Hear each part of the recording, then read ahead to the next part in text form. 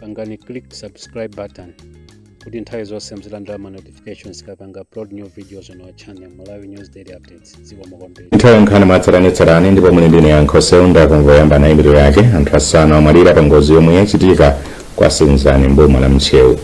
Bunge la Malawi Local Government Association lalimbikitsa makhonsolo kutukula ana kuti azikhala mzika zodalirika za dziko lino. Muripoti lathu lapadera Feston Marekezo akunikira ntchito za mtengatenga makamaka zakabaza zomwe zikuthandiza kwambiri komanso kupereka chiopsezo chachikulu ku miyoyo ya anthu. Tili ndizi komanso nkhani zina zambiri tiyendekere limodzi. Anthu asanu amwalira pa ngozi yomwe yachitika kwa Senzani mboma la Mchewu pafupi ndi pachitale msewu wopita ku Chingeni Zalewa. Mneneri wa polisi ya Mchewu Jacob Kembo wati mwa asanu omwe ndi odziwika ndi McFarlane Banda wachokera Chirogwe ndi Nathan wakuchiteka mboma la Blantyre omwe nawo sanadziwike mayina awo koma ndi amuna atatu ndi mkazi mmodzi. Zambiri mulipoti ili lomwe walemba ndi Beth Banda ndi wakuwerenga Bisambanda Junior. Akembo ati mmodzi mwa iwo amayendetsa galimoto la mtundu wa Nissan Tida Saloon nambala yake BW 2001 kuchokera ku Zalewa kupita kwa Chingeni ndi anthu anayi. Atafika pachitale pafupi ndi pa Senzani anaombana ndi galimoto la mtundu wa Toyota Hilux nambala yake IT 7102 yomwe amayendetsa ndi Ezekiel Matabiri azaka 42 omwe ndi nzika ya mdziko la Zimbabwe. Kusatira ngozi omwe anakwera galimoto la Nissan Tida anavulala ndi kutengeredwa ku chipatala cha Balaka komwe anayi anati afika nawo atamwalira kale pomwe omalizayo wamwalira akulandira thandizo la chipatala. Apolisi kotero alangiza anthu kuti aziyendetsa galimoto mosamala ndipo omwe abale awo anachoka ku Blantyre kulowera mboma la Mchewu akaone matupi ku nyumba yachisoni ya Mchewu ngati ali abale awo. Ona kuti kummawa kulero pa 26 December 2025 kunachitika ngozi kuno ku Mchewu pa chitale pafupi ndi Senzani Trading Center. Chimene chinachitika ntonena kuti galimoto la mtundu wa Nissan Tida imene namba yake ndi BW 2001 imachokera msewu wa Zalewa kubwera cha ku Chingeni umene uli wa M1 ndipo itafika pamalowa inagundana ndi galimoto ya Toyota Hilux imene ndi number plate ya IT 7102 ndipo woyendetsa wake anali Ezekiel Matabiri azaka 42 amene ndi mzika ya ku Zimbabwe. Kugundana kwa magalimoto awiriwa kunapangitsa kuti onse amene anali galimoto ya mtundu wa Nissan Tida avulale kwambiri. Choncho akufuna kwabwino anathamanga nawo ku chipatala chachikulu cha Balaka ndipo atafika uko 4 mwa asanu amenewa zinadziwika kuti amwalira ndipo mmodzi mwa iwo anamwalira ali mkatikati molandira chithandizo cha mankhwala ku chipatala cha Balaka. Ndipo bungwe la Musicians Union of Malawi MAM kudzera mwa mtsogoleri wawo a Vita Chirwa lati ndilodandaula ndi imfa ya aluso asanu omwe amaimba bandi ya The Vibe yomwe imamuthandizira Eli Njuchi. Iwo analipa ulendo okayimba ku Lilongwe loweruka ku Bingu International Convention Center ndipo asanuwa ndi Elivase Muyawa yemwe amaimba mawu, Vincent Mkwinda artist liaison manager, Junior Kapengule yemwe ndi pianist, Rafael Chisonga drama, McFarlane Banda lead guitarist. Mtsogoleri wa bunge la Malawi Local Government Association Mawaka Isaac Jomo Osman walimbikitsa makhonsolo kuchilimika potukula ndi kulimbikitsa ana kukhala mzika zodalirika za dziko lino. Osman omwenso ndi mfumu ya mzinda wa Blantyre anena izi lachisanu pamwambo wa chikondwerero cha ana omwe anakonzera ana 200 ochokera m'madera osiyanasiyana mu mzindawu. Daniel Zimba walemba ripoti ili. malinga ndi a Isaac Jomo Osman. Kuonetsa chikondi ndi kulimbikitsa ana kuti asamadzionere pansi ndi njira imodzi yothandizira kuti anawo asakhale ndi maganizo opemphapempha m'misewu komanso kuti adzakhale nzika zodalirika za dziko lino. A Osman ati iwo anakonza chikondwerero cha anachi pofuna kulimbikitsanso makhonsolo ndi makhansala ena kuti adzikhala ndi nthawi yocheza ndi ana komanso kuwalimbikitsa m'makhalidwe abwino. Unikira timanena kuti mtsogoleri wa mawa ndi anawo. Ngati ine ndikakhala pano umwana wanga wonse sinambe ndakwerapo jumping cars. Pomwe ndakula pano ndimazolera ntakula. So tikufuna ana amene wawo omwe sanaonepo zimenezo tiyambe kuwaphunzitsa lero. Ayambe kudumpha nditu kumaona kuti ndikadzachita bwino nthawi yake moyo wanga udzakhala. So pa ziphunzitso zambiri zomwe tikuwapatsa nawo tikuwaphunzitsa chikondi. Umaziwa ana ena amakhala kupya mtima kwambiri chifukwa amakhala kuti zabwino sadziona ya akamaona ana ena achochita bwino kusangala ana amakhala okwiya. Komanso ichi chisakayi cha Blantyre achoka tikufunanso mizinda yonse ikopere zimenezi. Makhansala komanso makolo kuchokera m'madera osiyanasiyana mu mzindawu anaperekeza ana awo ku chikondwerero chimene mfumu ya mzindawu inakonza ndi thandizo lochokera ku kampani za Nico. Ndipo Bright Boyd wa zaka 14 yemwe ali mu standard 8 pa Namilango Primary School ku South Lunzu wayamikira mfumu ya mzinda wa Blantyre kamba kamwayi wa chikondwererocho. Ndipo zinthu zizi mzuso mama kama madera ambiri kwa ine ndi pamwamba kwambiri mtungati mimi ndipo ndikunyadira muna zinthu zinabe sizimalephera komano amene awanda abwino bayana ena uli zizima kwati mulibi koma lero tata kupeza mwayi kukhala ndi zinthu zimenezi. Pa tsikulo anawa anawapatsa zakudya zapamwamba, anavina, kusewera komanso kuchezerana.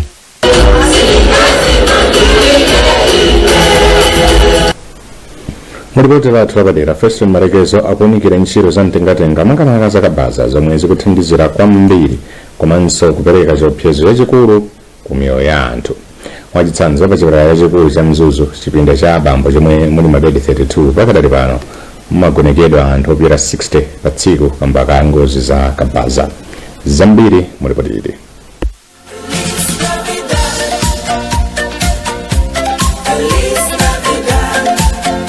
Ndi nthawi yachisangalalo cha Khrisimesi komanso Nyuwere.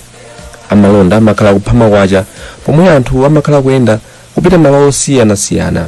Amodzi mwa amalonda omwe akuphama kwacha ndi awo amene akupanga mabizinesi onyamula anthu kupita malo osiyanasiyana. Awatu nkuphatikizirapo akabanza. Ngakhale iwo akubweretsa mayendedwe osavuta, akabanzawa abwera ndi vuto limene silikutha ndilo ngozi.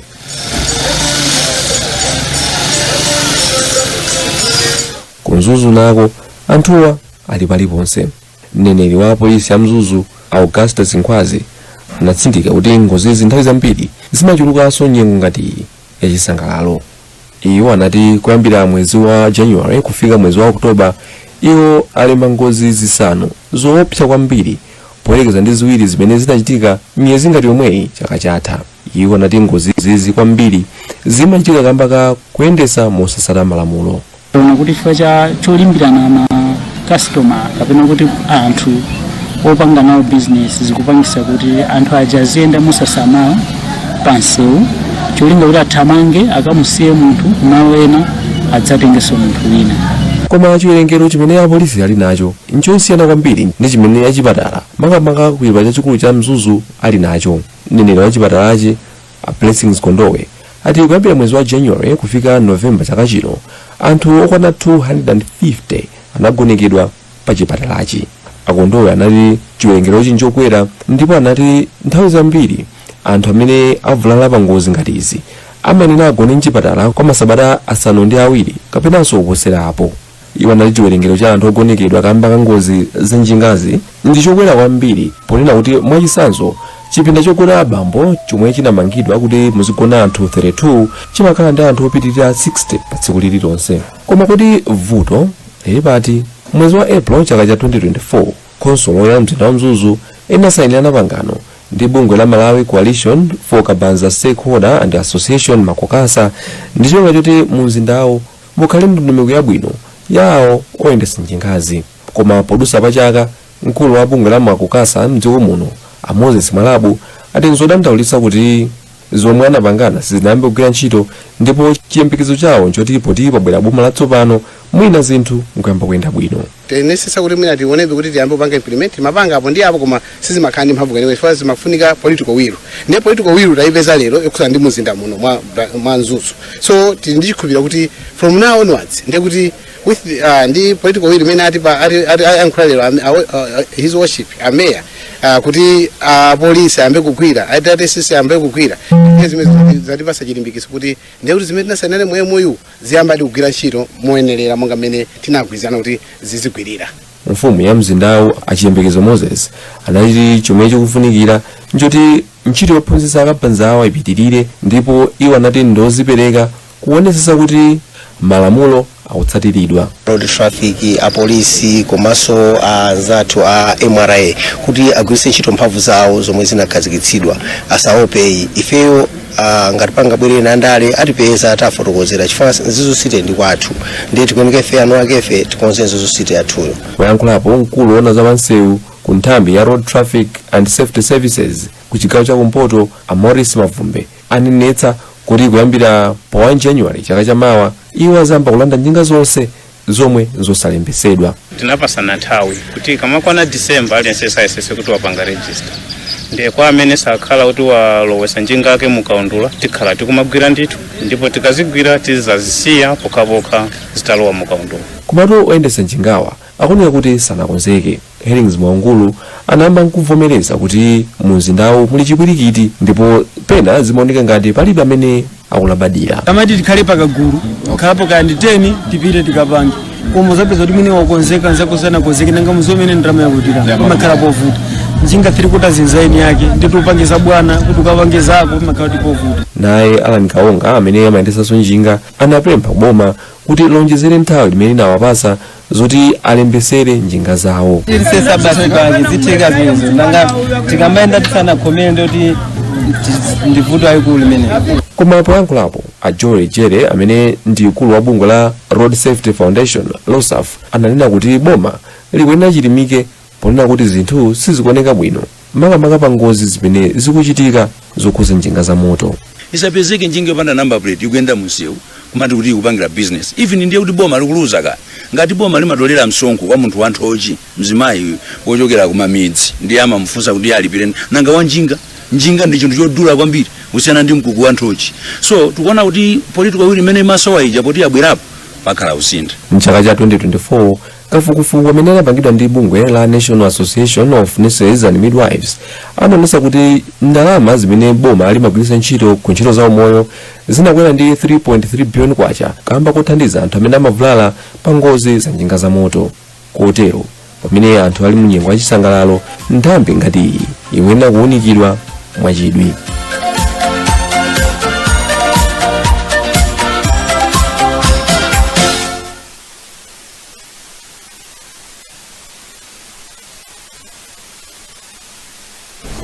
Tipitiriza kupasirani nkhanizi mukatha kuonereza. Kupitiriza nkhanizi anthu omwe ankagwira ntchito kulimbe life ndipo anapuma ati kulumikizana pafupipafupi nkofunika kupewa matenda amaubongo makamaka anthu akapuma pa ntchito. Wapampando wa limbe life Retirees Organizing Committee Amarembo Masinga amayankhula izi pa mkumano wa anthu a mu mzinda wa Lilongwe. Masinga ati ngakhale anthu apume pa ntchito asamaleke kukhala otakataka. Ife ndinapuma pa ntchito koma tikamakumana chonchi zimatipangitsa kuti tikumbuke mmene zinalili kale, tikuchezera limodzi, tisayiwalane komanso tizipasana uphungu kakhalidwe ka pa dziko lapansi pano. Ndizoona munthu ukapanga retire nkhawa zimakhala zambiri kwambiri. Ndiye ife pokhala kagulu kuti timakumana pafupi timapangitsa kuti tizikumbuka zinthu zonse zimene zili zabwino, tizikumbutsana komanso tisamangokhala kumaganiza zinthu zokuti sizingatithandize. Mmodzi mwa omwe ankagwira ntchito ku kampani ya Rodney Haga wati anthu ayenera kukonzekera bwino kupuma pa ntchito osateza chuma zokha komanso maganizo chifukwa kupuma kungabweretse kusintha kwakukulu moyo wawo. Bungwe la Save Inmate Under 5 Trust lapatika thandizo la katundu kwa akaidi achizimayi ku ndende ya Thyolo ngati njira imodzi yoonetsa chikondi kwa anthu okhala ku ndende ku nyengo ino ya chisangalalo. Poyankhula pa nthawi yopereka katunduyi, mkulu wa bungwe la Memory Kachitsa Ramayi omwe ali ku ndende maka omwe ali ndi ana azaka zosaposera zisanu amakumana ndi mavuto osiyanasiyana monga ukanika ukwaniritsa kupeza zakudya za magulu asanu ndi limodzi kuti anawa akule ndi thanzi labwino. Ndikufuna kuti anthu amene ali ndi ana ma-citizen enaso amene sadziwa kuti kundende kumakhala azimayi amene ali ndi ana azimayi amene akuyamwitsa. Ndikufuna kuti azitha kukwanisa azibwera kuzala kuna azimayi amene timanena kuti mwana ndi mtsogoleri wa mawa ndiye amafunira kuti azidya zakudya za magulu 6 kolo azimayi akamapita kusikelo amauzidwa kuti ana awo azidya zakudya za magulu 6 so kwa azimayi amene ali kundende kuti akapeza chakudya cha magulu 6. Ndipo mmodzi wa amayi omwe akusungidwa pa ndende ya Tcholo achikondi Samera ayamikira thandizoli kuti lithandizira kusintha moyo wawo komanso mwana wawo kumbali ya ukhondo komanso thanzi. Zanga kuna kuchora vision tugani na kwambiri asili inmates kudithandiza lothandiza kumene amadibasa amadidia zinthu zambiri komano kubaya nikafa samadiwaya ndiyeno ndiwathokoza kwambiri pachilichonse chimene amatichitira amatisamalira ana athu ende ana athu samasowa kanthu chifukwa cha civil inmates. Mfumu ya mzinda wa Lilongwe Peter Banda yapereka katundu osiyanasiyana kwa amayi ochita kumene maka omwe ali ndi ana obadwa masiku osakwanawo pa chipatala cha Abwaira mu mzinda wa Lilongwe. Abanda Ramayi amadutsa mu nyengo zovuta n'chifukwa chake amafunika kuonetsedwa chikondi. Zambiri mulipoti la Mercy Matonga. Abanda anati anachiona cha mtengo wapatali kuonetsa chikondi pamene akhristu pa dziko lonse akusangalira kubadwa kwa Ambuye Yesu. Christmas ndi nyengo imene timakumbukira kubadwa kwa Yesu Kristo. So nthawi imene ndi imene Mayi Maria analinso pa ululu. Ndefeso na china tikomera kuti tizayendera azimayi amene so nthawi ngati omwe ali muzipatala zosiyana amene so ali maululu osiyana ngati kuno kubwaira ali maululu osiyana amene nthawi yawo ndiyoti abadiswe mwana. So china tikomera kuti tizayendere ndikuwalimbikisa kuti saliwoka ifeso tinawo limodzi ngati Lilongwe City. Ndipo mmawu ake dotolo wamkulu pa chipatala cha Bwaira atemweka kumwenda anati thandizo lafika pa nthawi yake kamba kuti amayi ambiri amasowekera zinthu zofunikira pa moyo wawo wa tsiku ndi tsiku. Mukatumu mjenda unama muli sopo, muli shuga, chani zonse zithandizira amayi athu komanso ana amene ali kumeneko wachapera zovala zawo chifukwa ana athu amene ali kumene timafa zona kuti katundu wawo azikhala wa green komanso mayi wathu akuyena kuti adye mokwanira ndito unama muliso mkaka zimene zizofunikira kwambiri mthupi mwa mayi pamene akuyamwitsa akuyena kuti no mkaka wake uzituka uchuluka taonanso sobo zimene zitithandizenso nina kuti aziye mwa madzi ochulukirapo pamene akumwa sobo nditinso madzi akuchuluka. Chipatala cha Bwaira chimalandira amayi opyola 100 apakati pa tsiku ndipo pa chipatalapa pamabadwa ana pakati pa 70 ndi 75 tsiku lililonse. Kampani yopanga ufa ya Gem Food Processors yapereka thandizo la chakudya komanso katundu wina osiyanasiyana kwa odwala omwe agonekedwa pa chipatala cha Queen Elizabeth. Mkulu wa kampani Emmanuel Alphonse wati anaona kuti nkufunika kuchezera ana komanso mawanja omwe ali mchipatala pa nthawi ino ya chikondwerero cha Christmas.